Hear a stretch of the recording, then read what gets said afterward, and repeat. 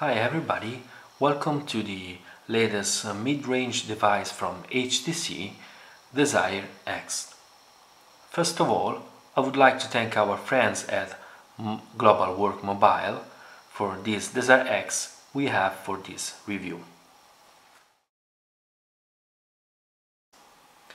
As I told you during the unboxing, this device has a dual-core CPU, an S4 Play CPU, an Adreno 203 GPU, 768 MB of RAM, 4 GB of ROM, but I can tell you that this device does accept big micro SD card, like 64 GB SD card. Like here you are. I've inserted my micro SD here, and as you can see, I hope, let me zoom a little bit.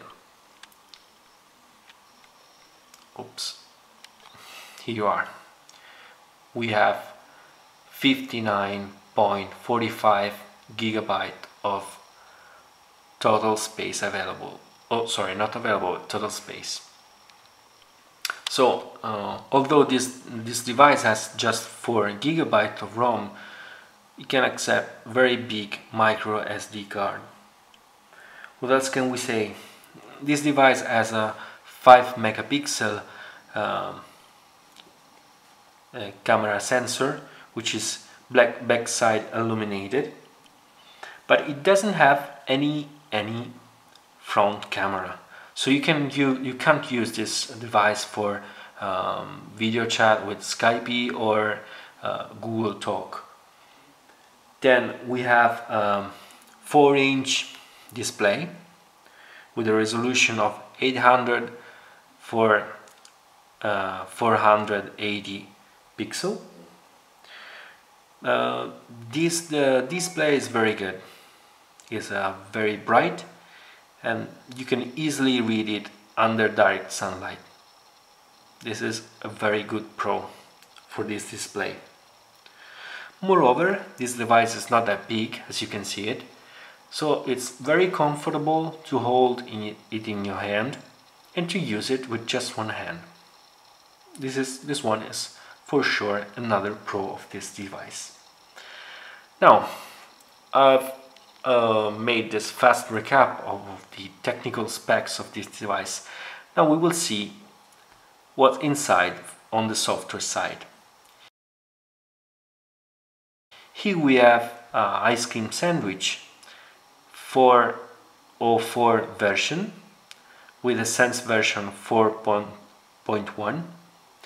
This version of the Sense interface is the same that you can find in the latest device from HTC, like HTC One S and HTC One X. Although the version of the Sense interface is the same, 4.1, in this device the Sense interface it's a little bit stripped down.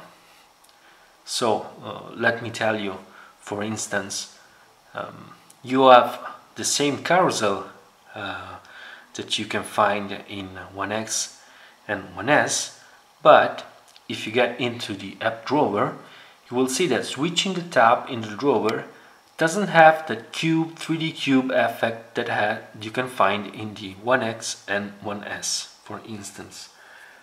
Then, what else? If we start some app, here we are. Oh, this.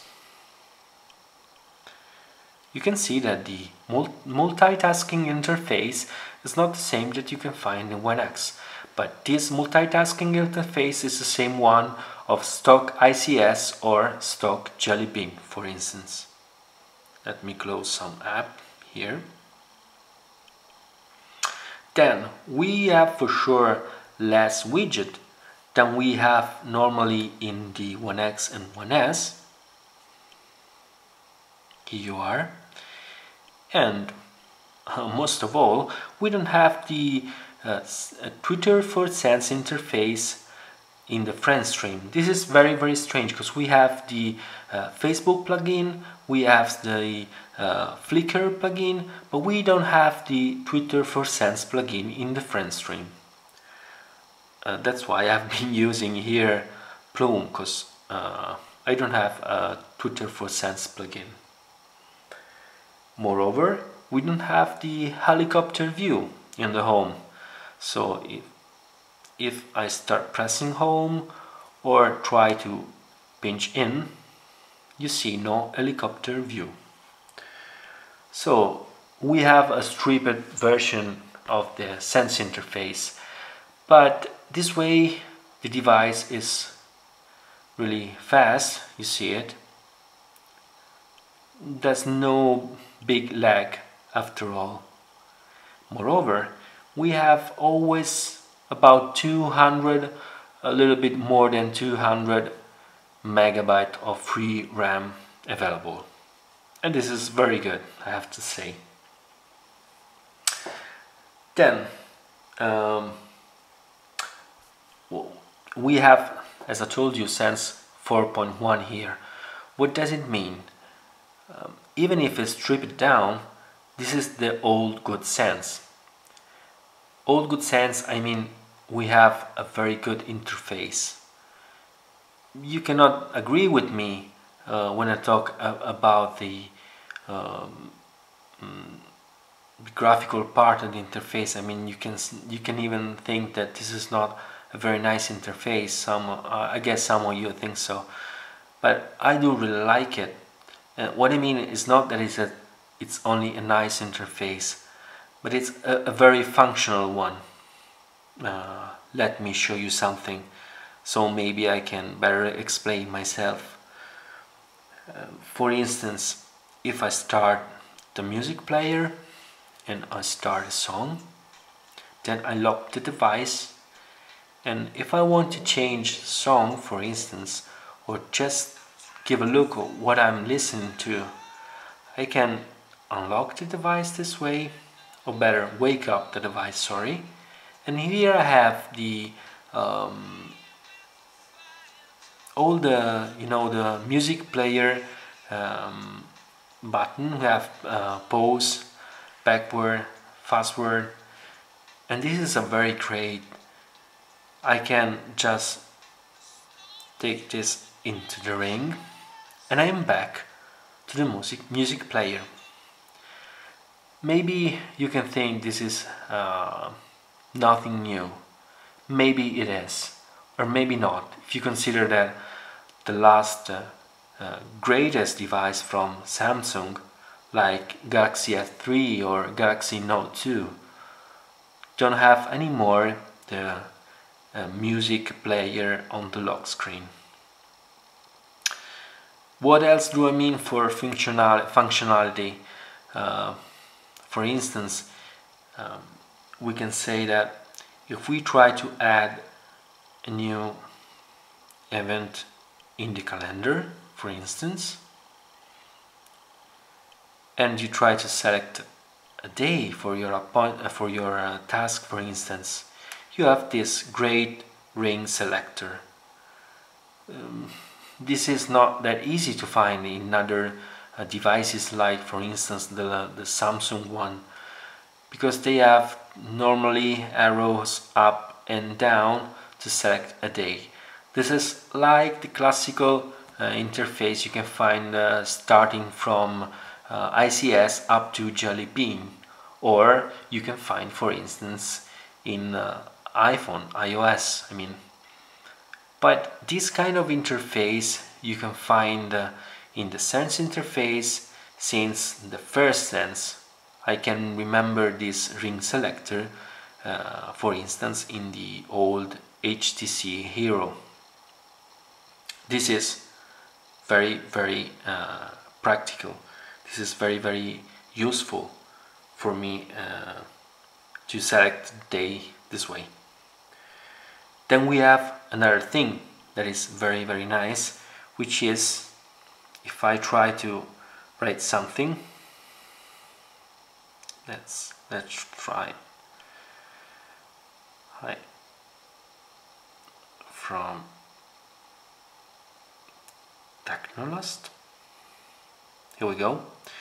If I want to change or correct a single word, for instance, I select the point on into the word, and I have this small drop selector. If I touch it, here we are the lens, which is very practical to select the exact point where I want to correct my word. This is the Sense interface. Very good. Moreover, this version 4.1 does let me select the function for the multitasking button here, soft button, sorry. For instance, I can decide that when I just press the button once, I have the multitasking menu, and if I hold it, I have the normal menu. So we saw what does sense mean, at least to me, and now we shall talk about the multimedia functionality of this device. First of all, I would like to talk to you about the music player, which is indeed a very good one. The sound of this device is very good because of BeatsAudio.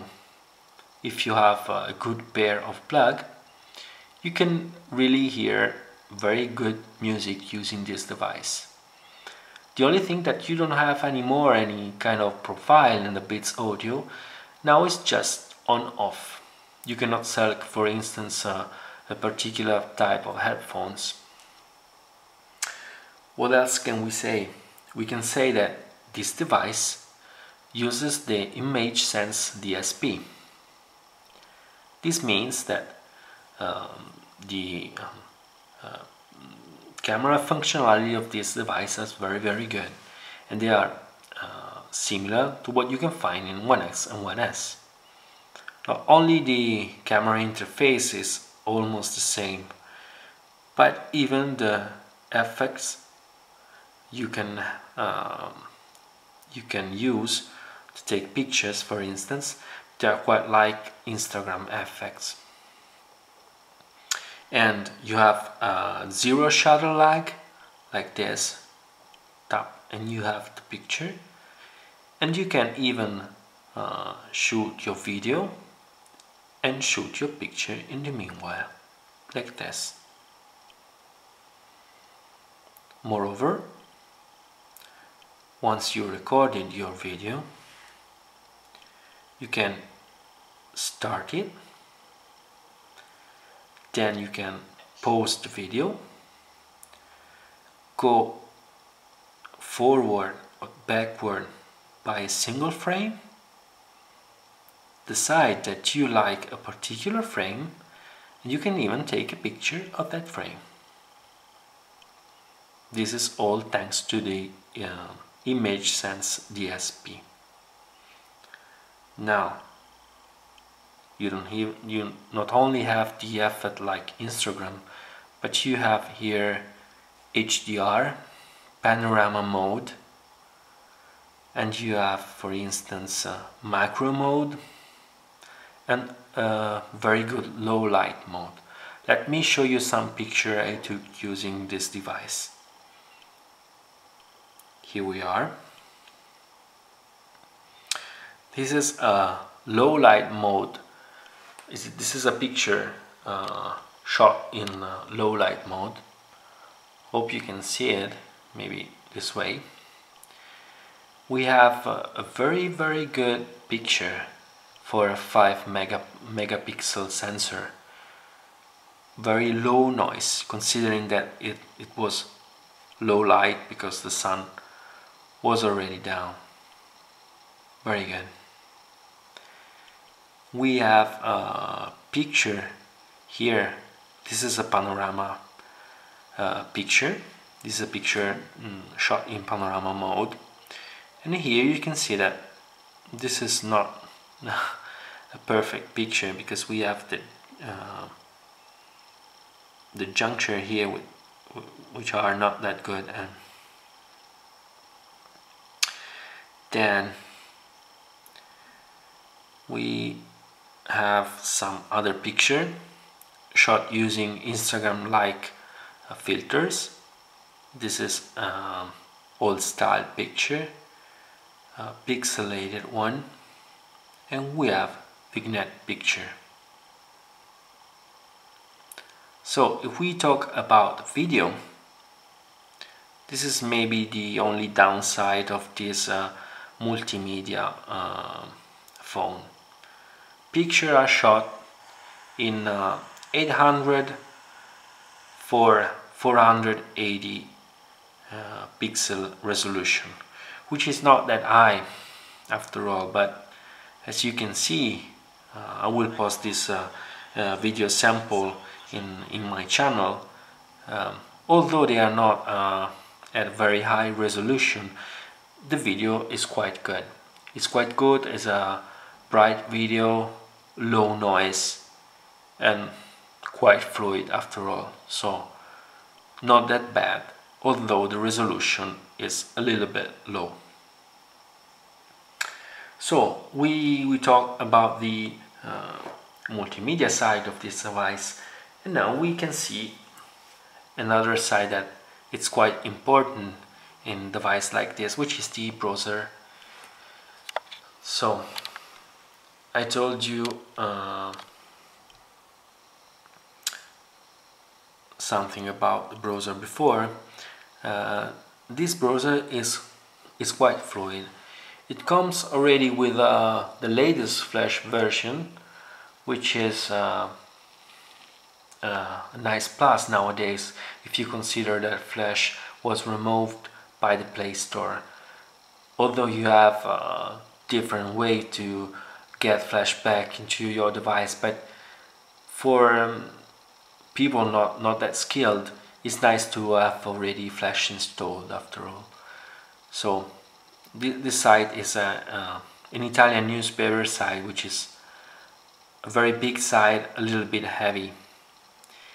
And now we have, as you can see here, Flash enable. When you use the Flash in the browser, which with sites like this, which are quite heavy, the browsers start lagging a little bit, as you can see it. Pinch to zoom is not that fluid anymore. But if you disable the Flash player, like this, the site is refreshing, the browser start being fluid. As you can see it, it's quite fluid, and let's say it's quite enjoyable. Pinch to zoom is fluid, as you can see. So the only downside seems to be the Flash enable on very big sites and heavy sites. Then we saw the browser, so we can sum up and consider the pros and the cons of this device. Let's talk first about the cons. This is definitely not the fastest device on earth. Of course, it is not. We have a dual-core 1 GHz CPU, which is S4 Play, so it's not the best in the family of S4 CPU. Anyway, if you consider that this is a middle-range phone, you will find that after all the CPU is not that bad. If you consider that there are nowadays several devices using a single core CPU. We have 768 MB of RAM, which is not definitely 1 GB of RAM that maybe this device deserved. But anyway, you shall consider that again nowadays several mid-range devices have just 512 MB of RAM. The browser is not that let's say that's fast when we use Flash on heavy sites, but if you don't use Flash or you use Flash on sites which are not that heavy, the browser is quite fast and enjoyable. We have low resolution video shooting, but video shoot with this phone are anyway very bright and low noises. Moreover, I can tell you, even if I didn't show you anything about this, that this device is not a very good game performer, at least if you consider a very recent game like Dead Trigger or Shadowgun or Nova 3, for instance. But it does perform quite well using a game like Minimotor or Virtual Tennis. So they are even recent game, but they are game not that heavy after all. Although I can tell you that you can play quite enjoyably Dead Trigger if you put the graphic settings down to the lowest. Now let's talk about the Pro. Even if this device is not the fastest on earth, as I told you, is a very good performer in the middle range. The display size, screen size is just 4-inch, but the screen is very bright and it's very easy to read it under direct sunlight, which is a very good pro. Then we have a great, let me tell you, this is a great phone, this is a great device to take pictures, because the ImageSense DSP does perform very well on 5 megapixel backside illuminated sensor. The pictures shoot with this device are not that noisy, are very bright, and you have zero shutter lag. You have you can shoot picture while shooting video. You can even take a photo of a single video frame. We have a very good, again, music player. So this is very enjoyable listening music with this device. And after all, we have this device does last a whole day on battery. So having a medium usage of this device, you can easily use it for a whole day. While if you have a low usage of this device, it can last up to 2 days, which is a good result for a device that tiny. It has a 1650 milliampere hours battery, which does perform very well on this device. Then, this is a quite subjective point, but let me tell you that I really like this device. I really like the shape, which does remind me the bigger brother HTC One X. I really like the rubber finish of the back, very nice, and the sides of the device, because it's very comfortable to hold it in your hand and to use it with just one hand.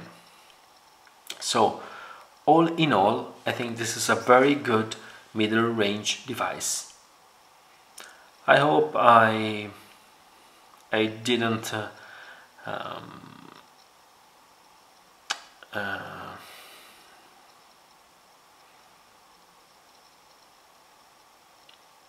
I hope you enjoyed this review. If you have any question, please do ask in the comment. Some of you asked me to do some benchmark on these devices. I don't really like benchmark because I do think they are just numbers. Real usage is what does matter. But anyway, as you asked me, I will shoot a dedicated focus to benchmark. So, hope you enjoyed. Thanks for watching. Bye guys.